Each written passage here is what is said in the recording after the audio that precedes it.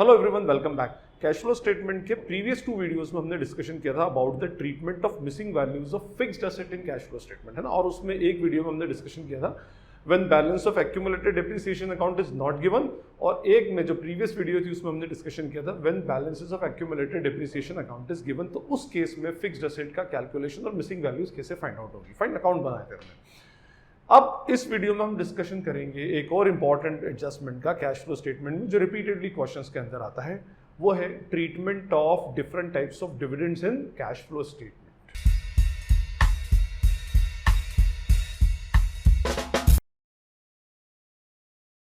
Cash flow statement में dividend का treatment क्या होता है, उससे पहले हम समझें कि डिविडेंड का एक्चुअली मीनिंग क्या होगा, कितने टाइप के डिविडेंड होते हैं और डिविडेंड का फिर ट्रीटमेंट कैश फ्लो स्टेटमेंट में किस किस तरह से होता है। फाइन, देखिए सबसे पहले हम बात करें अबाउट द डिविडेंड।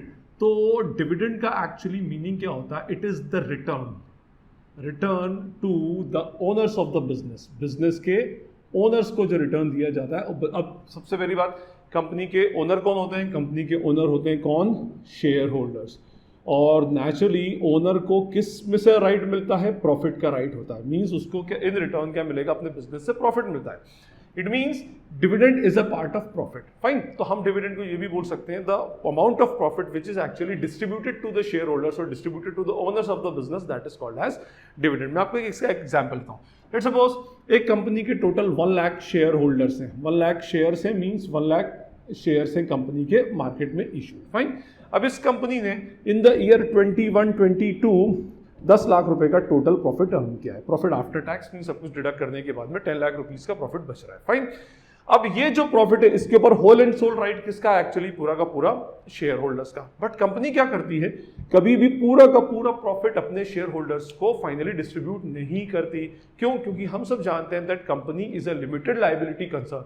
कंपनी एक लिमिटेड लायबिलिटी कंसर्न है और कभी भी कंपनी पूरा प्रॉफिट अपने शेयर होल्डर्स को डिस्ट्रीब्यूट नहीं कर सकती।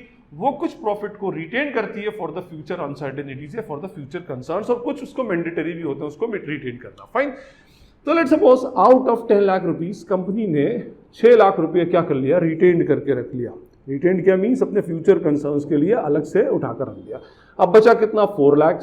तो कंपनी ने कहा कि भाई 4 लाख रुपीस क्या कर दो? शेयर होल्डर्स को उनके प्रॉफिट, उनकी इन्वेस्टमेंट के अगेंस्ट क्या कर दो? डिस्ट्रीब्यूट कर दो। फाइन, तो ये जो अमाउंट शेयर होल्डर्स को डिस्ट्रीब्यूट होगा this is called as dividend. Fine, तो ये पूरा का पूरा 4 लाख रुपया कितने शेयर होल्डर्स में डिस्ट्रीब्यूट होगा? 4 लाख में। तो अगर मैं डिस्ट्रीब्यूट करूं 4 लाख डिवाइडेड बाय 1 लाख तो इज इक्वल्स टू ₹4 पर शेयर। इसको हम बोलते हैं डिविडेंड पर शेयर। एक शेयर के ऊपर अल्टीमेटली डिविडेंड कितना डिस्ट्रीब्यूट होता है। फाइन, अब आप देखिए कंपनी के अंदर 2 टाइप के शेयर्स होते हैं। कौन कौन से शेयर्स होंगे? एक होंगे equity shares and second are preference shares. Okay, तो डिविडेंड भाई नेचुरली शेयर्स है मींस ओनर्स है, तो डिविडेंड इक्विटी शेयर के ऊपर भी डिस्ट्रीब्यूट होगा, प्रेफरेंस शेयर के ऊपर भी डिस्ट्रीब्यूट होगा। इक्विटी शेयर के ऊपर डिविडेंड इक्विटी शेयर डिविडेंड कहलाएगा, प्रेफरेंस शेयर के ऊपर डिविडेंड प्रेफरेंस शेयर डिविडेंड कहलाएगा। फाइन, डिफरेंस ये होता है कि प्रेफरेंस शेयर के ऊपर जो डिविडेंड डिस्ट्रीब्यूट होता है वो फिक्स रेट से डिस्ट्रीब्यूट होता है और उसका रेट ऑफ डिविडेंड उस प्रेफरेंस शेयर के साथ प्रीफिक्स में लिखा होता है, जस्ट लाइक द डिबेंचर्स, है ना। Just like the debentures mean जैसे डिबेंचर लिखा होता है 10% debenture, 12% debenture, in the same way यहां पर प्रेफरेंस शेयर के साथ में लिख दिया let suppose 12% preference share capital, और अमाउंट आपको दे दी कितनी? 10 lakh. It means 10 lakh rupees का 12% 1,20,000 rupees will be paid as a dividend every year. हर साल आपको 1,20,000 रुपए का डिविडेंड पे करना है। जैसे आप डिबेंचर के ऊपर इंटरेस्ट कैलकुलेट करते हो, in the same way we will calculate what dividend on preference shares. एक स्पेसिफिक परसेंटेज के ऊपर डिविडेंड हम कैलकुलेट करेंगे। फाइन, तो एक होगा हमारा इक्विटी शेयर डिविडेंड, सेकंड होगा हमारा प्रेफरेंस शेयर डिविडेंड। बस एक बात याद रखिएगा कि डिविडेंड का पेमेंट तभी होगा जब आपकी कंपनी को कुछ ना कुछ प्रॉफिट होगा, क्योंकि dividend is ultimately a part of the profit. Fine, तो ये हुआ हमारा डिविडेंड। अब हम देखेंगे इसमें कि डिफरेंट टाइप्स ऑफ डिविडेंड कौन कौन से होते हैं और उनका कैश फ्लो में ट्रीटमेंट एक्चुअली क्या होता है। फाइन, देखिए सबसे पहले हम इसमें बात करें about the types of dividend. तो सबसे फर्स्ट और बेसिक डिविडेंड होता है that is called as what? Final dividend. हमारा पहला डिविडेंड कौन सा होगा? Final dividend. ठीक है, सेकेंड डिविडेंड हमारा होगा इसमें इंटरिम डिविडेंड, और third type of dividend is what called as proposed dividend. सबसे इंपॉर्टेंट इसका ट्रीटमेंट हो गया आजकल प्रपोज्ड डिविडेंड। ठीक है, अब देखिए सबसे पहले हम बात करें फाइनल डिविडेंड की। तो फाइनल डिविडेंड इन जनरल, जैसा कि नाम से लग रहा है, final dividend is the dividend which is paid eight the end of the year. हम क्या करते हैं हर साल के आखिर में, भाई नेचुरली प्रॉफिट कब बचेगा कंपनी के अंदर, एंड ऑफ द ईयर के अंदर, जो dividend end of the year में शेयर होल्डर्स को डिस्ट्रीब्यूट कर दिया जाए, that is called as what, final dividend generally. ठीक है, तो ये होगा हमारा फर्स्ट कौन सा, फाइनल डिविडेंड। ठीक है, अब देखिए फाइनल डिविडेंड एक्चुअली आपको कहां मिलेगा, फाइनल डिविडेंड पेड, ये डिविडेंड पे कर दिया गया है, ये डिविडेंड पे कर दिया गया तो नेचुरली, अच्छा आपके कैश फ्लो के स्टेटमेंट के अंदर क्या आता है, एक बैलेंस शीट आती है, बैलेंस शीट वो भी कितने ईयर्स की, करंट ईयर की और एक प्रीवियस ईयर की, 2 ईयर्स की बैलेंस शीट होती है। अब फाइनल डिविडेंड कभी भी आपको बैलेंस शीट के अंदर नहीं मिलेगा, ऐसा इससे कि ये डिविडेंड ऑलरेडी पे कर दिया गया है, और जो चीज पे हो जाती है वो कभी भी बैलेंस शीट के अंदर नहीं मिलती, ठीक है ना, क्योंकि बैलेंस शीट के अंदर हमेशा पेबल और रिसीवेबल अमाउंट आती है, तो हमने देना है या हमें रिसीव करना है, फाइन। तो ये डिविडेंड आपको मिलेगा कहां पर, we will find this dividend in the adjustments. ठीक है, ये कहां मिलेगा आपको, एडजस्टमेंट के अंदर मिलेगा, लिखेगा उसमें dividend paid during the year is ₹30,000, 50,000, 40,000 whatever, fine.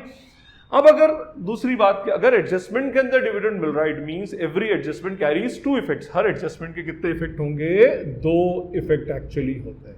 तो जी चलिए अब 2 इफेक्ट कैश फ्लो स्टेटमेंट में कहां होंगे ये मैं आपको बताता हूं। फर्स्ट इफेक्ट होगा डिविडेंड, डिविडेंड किसके ऊपर पे होता है, we basically pay dividend on the share capital, share capital के ऊपर पे होता है, and share capital is a part of long term finance and it is a part of financing activity. Shares, debentures, bonds, ये सारे कौन सी activity का part होते हैं, all these are the part of financing activity. तो naturally जब इसके ऊपर डिविडेंड पे हो रहा है तो वो भी किसका पार्ट होगा, फाइनेंसिंग एक्टिविटी का। भाई शेयर इशू किया तो cash generated from financing activity, cash shares को अगर रिडीम किया, प्रेफरेंस शेयर को रिडीम किया, डिबेंचर को रिडीम किया, तो it will be considered as the cash used in financing activity. तो जो डिविडेंड एक्चुअली पे किया जा रहा है originally it is a part of financing activity, ये एक फाइनेंसिंग नेचर का एक्सपेंस है। तो हम फर्स्ट ट्रीटमेंट इसका कहां पर होगा, फाइनेंसिंग एक्टिविटीज में लेस हो जाएगा, जिसको हम बोलते हैं कैश यूज्ड। यहां पर हम लिख देंगे डिविडेंड पेड और उसको वहां से हम क्या कर देंगे, अल्टीमेटली माइनस कर देंगे। अच्छा, कभी कैश फ्लो स्टेटमेंट के अंदर डिविडेंड की अमाउंट गिवन होगी, अमाउंट गिवन है तो वेल एंड गुड, बट कभी कभी इसके अंदर क्या होता है, परसेंटेज दे देता है। परसेंटेज कैसे दे देगा कि भाई डिविडेंड पेड, जैसे लिख दिया उसने कि भाई dividend paid on equity shares at the rate 12%, 12% दे दिया।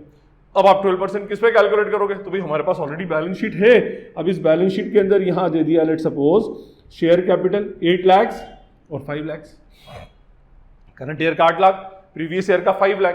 तो अब हम जो 12% डिविडेंड कैलकुलेट करेंगे वो 5 लाख पर करेंगे और 8 लाख पर करेंगे। भाई बेसिकली ये हमारे अजम्पशन के ऊपर डिपेंड करता है, ये इस बात पर डिपेंड करता है कि ये जो 3 लाख रुपीस के शेयर्स इशू हुए हैं कौन सी डेट पर इशू हुए, ये previous year means beginning of the year में इशू हुए हैं या एंड ऑफ द ईयर में इशू हुए। अगर ये बिगिनिंग ऑफ द ईयर में इशू हुए तो फर्स्ट डे से ही 5 लाख क्या बन गया था, 8 लाख। तो अब इंटरेस्ट कैलकुलेट होगा कौन से बैलेंस पर, क्लोजिंग बैलेंस पर। अगर आपका इक्विटी शेयर जो इशू है वो इशू अगर बिगिनिंग ऑफ द ईयर में है, मींस लास्ट ईयर के एंड में, तो ये dividend will be calculated on closing balance. किसके ऊपर कैलकुलेट करेंगे, क्लोजिंग बैलेंस, फाइन। और अगर ये 3 लाख रुपीस का issue at the end of the year है, इस डेट पर है, ठीक है, तो अभी तो 3 लाख के डिविडेंड इशू, अभी तो इशू की आज एक ही दिन हुआ, मींस पूरे ईयर में 5 लाख रुपीस के शेयर्स थे। तो इन केस अगर इशू कब हो जाएगा, at the end of the year, then in that case dividend will be calculated on opening balance. But अगर आपको कोई इंफॉर्मेशन ही नहीं होगी भाई dividend opening balance, opening date, share opening date पर इशू हो या क्लोजिंग डेट पर, तो we have to consider some assumption. तो उस केस में हम सेकंड अजम्पशन यूजुअली लेकर चलते हैं, ये मानते हैं कि शेयर्स आर इशूड, और ये सिर्फ शेयर्स के लिए रूल नहीं है, ये शेयर्स के लिए, डिवेंचर्स के लिए, प्रेफरेंस शेयर के लिए और buying and selling of investment के लिए भी एक्चुअली। क्या अगर कोई इंफॉर्मेशन नहीं हो तो by default we will assume that dividend shares are issued or debentures are issued or redeemed at the end of the year।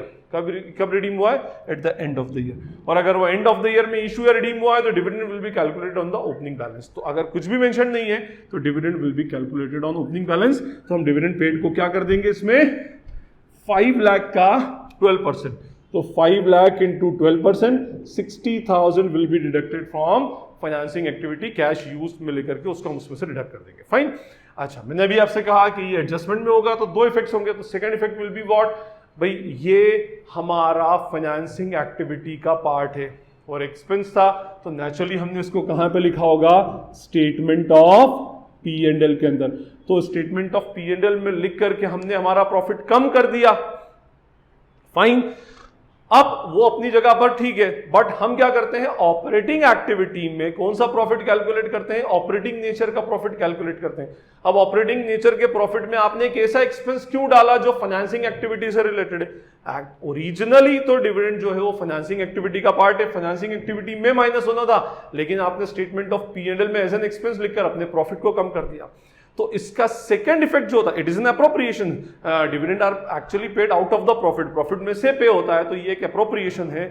तो इसका सेकंड इफेक्ट कहां होगा, जो आप एक वर्किंग नोट बनाते हो, calculation of net profit before tax and extra ordinary items, वहां पर आपका जो बैलेंस में क्या हो जाएगा, ऐड हो जाएगा, और ऐड क्या हो जाएगा, डिविडेंड पेड ₹60,000। तो this is our first effect. यहां पर क्यों ऐड हुआ, क्योंकि वो फाइनेंसिंग एक्टिविटी में लेस होना था, लेकिन हमने उसको ऑपरेटिंग प्रॉफिट के अंदर से, हमारे प्रॉफिट में से माइनस कर दिया। तो यहां पर हमने ऐड बैक कर दिया just to calculate the correct amount of operating profit, और यहां पर लेस कर दिया क्योंकि it represents the outflow of cash from the financing activity. Financing activity में आउटफ्लो ऑफ कैश को अल्टीमेटली शो करता है, फाइन। तो एक कहां पर होगा इसका, वर्किंग नोट में calculation of net profit before tax and extraordinary item में ऐड, और फाइनेंसिंग एक्टिविटी में लेस, फाइन। तो ये हमारा ट्रीटमेंट है किसका, जनरल डिविडेंड का। Now move to the interim dividend. Interim dividend का सिर्फ मीनिंग समझ लें, अदरवाइज इसका treatment same to same final dividend की तरह होता है। इंटरिम डिविडेंड एक्चुअली एक ऐसा डिविडेंड है which is paid between 2 AGM। 2 AGM का मीनिंग होता है annual general meeting, 2 annual general meeting के बीच में पे हो जाए, या 2 फाइनेंशियल स्टेटमेंट्स के बीच में पे हो जाए। कभी कभी कंपनी क्या होती है कि कुछ डिविडेंड को इन बिटवीन द ईयर भी पे कर देती है। कैसे इन बिटवीन द ईयर पे कर देगी, भाई कंपनी के पास लेट सपोज कभी कोई सरप्लस अमाउंट ऑफ प्रॉफिट हो गया या एक्सेसिव रिजर्व्स हो गए, उन रिजर्व्स को उनको वाइप आउट करना है, स्लोली निकालना है, तो वो क्या करेगी, इन बिटवीन द ईयर भी डिविडेंड पे कर देती है। तो जब dividend in between the year पे हो जाए, फाइनल डिविडेंड की तरह एंड ऑफ द ईयर में पे नहीं हो, या फाइनेंशियल स्टेटमेंट प्रिपेयर होने के बाद में पे नहीं हो, तो वो कहलाता है हमारा इंटरिम डिविडेंड। यूजुअली इंडिया के अंदर इंटरिम डिविडेंड को इतना पे नहीं होता। इसका फैशन जो है वो यूके में ज्यादा है, क्योंकि वहां पर जो कंपनीज होती हैं वो जो डिविडेंड पे करती हैं वो सेमी एनुअली पे करती हैं। जैसे हमारे यहाँ पर इंटरेस्ट ऑन डिवेंचर पे होता है ना, हर 6 मंथ्स में इसी तरह से उधर वो सेमी एनुअली डिविडेंड पे करते हैं। तो जो अब semi annually means after every 6 months, तो फाइनेंशियल स्टेटमेंट प्रिपेयर हो रहा है eight the end of the year, और 6 मंथ बाद अगर आप पे कर रहे हो तो वो कौन सा डिविडेंड कहलाएगा, that is called as interim dividend. Interim dividend भी कहां मिलेगा आपको, basically you will find interim dividend in adjustment, और नेचुरली एडजस्टमेंट में है तो कितने इफेक्ट्स होंगे, 2 effects will be there. First effect कहां होगा, फाइनेंसिंग एक्टिविटी में माइनस, लेस में कैश यूज के अंदर उसको क्या कर देंगे, माइनस कर देंगे। और सेकंड, क्योंकि वो लास्ट ईयर पे हुआ था, इस बार वो फाइनेंशियल स्टेटमेंट प्रिपेयर करने के पहले पे हुआ था, फाइनेंशियल स्टेटमेंट जब बनाया तो हमने उसको भी लिख दिया, तो उसका भी सेम ट्रीटमेंट क्या होगा, calculation of net profit before tax and extraordinary item में जाकर के क्या हो जाएगा, वो ऐड हो जाएगा। Same treatment just like what financial final dividend, fine. Now move to the third type of dividend, that is called as proposed dividend. अब ये प्रपोज्ड डिविडेंड का एडजस्टमेंट सबसे ज्यादा इंपॉर्टेंट हो गया, बिकॉज प्रपोज्ड डिविडेंड जो है, पहले प्रपोज्ड डिविडेंड का मतलब होता है कंपनी ने अभी डिविडेंड को प्रपोज किया है बट पे नहीं किया, फाइन। अभी सिर्फ उसका प्रपोजल बनाया है कि भाई पे करना है, और शेयर होल्डर की सहमति होने के बाद में हम क्या करेंगे, उसको अल्टीमेटली पे कर देंगे, फाइन। तो अभी हमने सिर्फ उसका प्रपोजल बनाया है, पे नहीं हुआ। पहले क्या होता था कि ये पेबल डिविडेंड था, तो कंपनीज पहले इसको पेबल था, मींस कंपनी के लिए वो क्या हुआ करती थी, लाइबिलिटी हुआ करती थी, तो और शॉर्ट टर्म लाइबिलिटी होती थी, तो कंपनी इसको कहां डालती थी, शॉर्ट टर्म प्रोविजंस के अंदर डालती थी।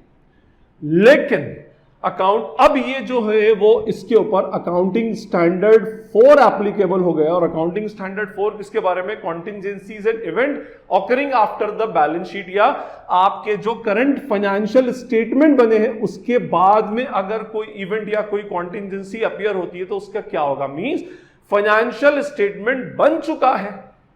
अब अगर ये फाइनेंशियल स्टेटमेंट बन गया, लेट्स सपोज मैं आपको एक बात बताता हूं कि हमारे पास एक बैलेंस शीट है 1920 की और एक बैलेंस शीट है 2021 की। ये हमारा करंट ईयर होगा, ये हमारा प्रीवियस ईयर होगा, ओके जी। पहले ये होता था कि फाइनेंशियल स्टेटमेंट बनाने से पहले प्रपोज कर दिया जाता था और उसको फाइनेंशियल स्टेटमेंट में लिख देते थे, है ना, और उसको बैलेंस शीट में शॉर्ट टर्म प्रोविजंस के अंदर शो कर देते थे। बट बाद में अकाउंटिंग स्टैंडर्ड 4 के अंदर अमेंडमेंट ये किया गया और बोला गया कि भाई इसको event occurring after the balance sheet मानो, मींस इसको फाइनेंशियल स्टेटमेंट में रिकॉर्ड मत करो। अब होता कब रिकॉर्ड, फाइनेंशियल स्टेटमेंट में रिकॉर्ड नहीं हुआ, ये event occurring after the balance sheet, preparation of balance sheet है। अब क्या होगा, जब ये आपने फाइनेंशियल स्टेटमेंट रिकॉर्ड ही नहीं किया, आपने अभी तक उसको लायबिलिटी माना ही नहीं, तो अब ये अब से बैलेंस शीट के अंदर नहीं आता, शॉर्ट टर्म प्रोविजन या कहीं भी नहीं आता। ये इवेंट ऑकरिंग के अंदर किस में जाता है, बैलेंस शीट आपकी बन जाएगी, पूरी बैलेंस शीट आपकी क्लोज हो जाएगी, event occurring after balance sheet है, तो इसको हम बैलेंस शीट में नीचे एक नोट के फॉर्म में लिखेंगे, in form of what, contingent liability. किस फॉर्म में, कॉन्टिंजेंट लायबिलिटी के फॉर्म में हम इसको लिखेंगे। अब कॉन्टिंजेंट लायबिलिटी, जैसे ये आपकी पूरी बैलेंस शीट है, कॉन्टिंजेंट लायबिलिटी लिखेंगे। कॉन्टिंजेंट लायबिलिटी कभी भी बैलेंस शीट में नहीं आती, एक फुट नोट के फॉर्म में शो होती है below to the balance sheet, क्योंकि उसके ऊपर लेने वाला क्लेम नहीं कर सकता एक्चुअली। फाइन, अब लेट्स सपोज ये 2,40,000 दे रखा है और इधर 1,80,000 दे रखा है। अब इसका मीनिंग क्या हुआ मैं आपको समझाता हूं। देखिए, इसका मीनिंग ये हुआ कि ये जो 1,80,000 रुपए का डिविडेंड था, प्रपोज किया था, ये कब किया गया था, ईयर 2019-20 के फाइनेंशियल स्टेटमेंट प्रिपेयर करने के बाद, फाइनेंशियल स्टेटमेंट के प्रिपेयर करने के बाद, 1920 की बैलेंस शीट बनाने के बाद। अब 1920 की बैलेंस शीट बनाने के बाद किया गया था, तो इसलिए हम इसको बैलेंस शीट में रिकॉर्ड नहीं कर सकते, हमने इसको बैलेंस शीट के बाहर रिकॉर्ड किया। फाइन, और ये जो 2,40,000 है, ये कब बनाया गया, इस करंट ईयर की बैलेंस शीट बनाने के बाद, और करंट ईयर की बैलेंस शीट तो अभी बनी है, ठीक है। अब ये लास्ट ईयर का प्रपोज किया गया था, तो नेचुरली कब पे किया गया होगा, इस साल पे किया गया होगा, है ना भाई। 31 मार्च 20 को आपके फाइनेंशियल स्टेटमेंट बने और ये उसके बाद बनाया गया, तो नेचुरली ये कौन से ईयर में बना करके पे किया गया, बना 19-20 का था, लेकिन पे हुआ 20-21 में, 2021 के अंदर। फाइन, तो हम क्या करते हैं, और ये 20-21 का डिविडेंड था, लेकिन पे होगा 21-22 में, तो जब पे होगा तब के फाइनेंशियल स्टेटमेंट में रिकॉर्ड होगा। तो ये था प्रपोज डिविडेंड 1920 का, लेकिन पे हुआ कौन से ईयर में, 2021 में। तो हमारे, और ये 2020 का था, 2021 का था, और पे होगा 21-22 में, तो इसका तो कुछ अभी ट्रीटमेंट होगा ही नहीं, ना तो ये पे हुआ है, ना ही हमारे फाइनेंशियल स्टेटमेंट में रिकॉर्ड हुआ। ये था 1920 का, लेकिन कौन से फाइनेंशियल स्टेटमेंट में रिकॉर्ड हुआ, 2021 में फाइनेंशियल स्टेटमेंट में रिकॉर्ड हुआ ये, ठीक है, और यही पे भी हुआ।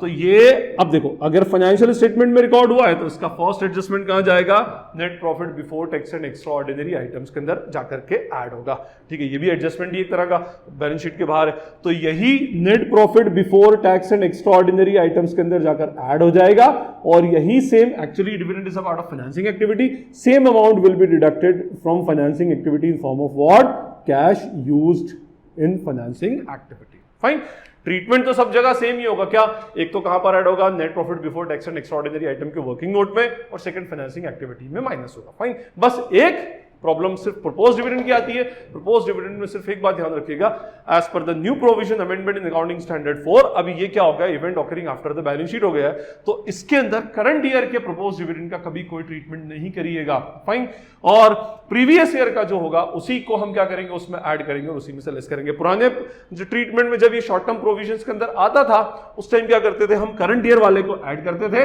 और प्रीवियस ईयर वाले को लेस करते थे। करंट ईयर वाले को net profit before tax and extraordinary item में ऐड करते थे और इसको as a cash use financing activity में से माइनस करते थे, बट अब वो ट्रीटमेंट नहीं है, और सीबीएसई के सिलेबस के अंदर अब ये न्यू ट्रीटमेंट है एज पर अकाउंटिंग स्टैंडर्ड 4, तो आपको इस ट्रीटमेंट को ध्यान रखना है। अल्टीमेटली कभी कभी कुछ स्टूडेंट्स ओल्ड बुक्स यूज करते हैं, तो उसमें हो सकता है कहीं पर जो प्रपोज डिविडेंड है वो आपको शॉर्ट टर्म प्रोविजन के अंदर शो कर दे और उसका ट्रीटमेंट भी अलग हो, तो आप कंफ्यूज हो जाए। तो बेटर सिर्फ ये बता रहा हूं मैं कि भाई वो आपको यूज नहीं करना है, आपको नए प्रोविजन के अकॉर्डिंगली आपको उसको यूज करना है, और उसके अकॉर्डिंगली क्या होता है, प्रीवियस ईयर का ही प्रपोज डिविडेंड दोनों जगह पर एडजस्ट होगा, एक net profit before tax and extraordinary item में और एक cash used in financing activity में। तो ये हमारे डिफरेंट टाइप्स ऑफ डिविडेंड थे। अच्छा, एक बात और बताऊं मैं आपको कि इसमें प्रेफरेंस शेयर का डिविडेंड जो होता है उसके बारे में होता है कि भाई जैसे 12% प्रेफरेंस शेयर कैपिटल लिखा हुआ है ना, 3 लाख और 1 लाख, तो यूजुअली हम 1 लाख के ऊपर कैलकुलेट करते हैं, और नीचे अलग से दे दिया डिविडेंड पेड,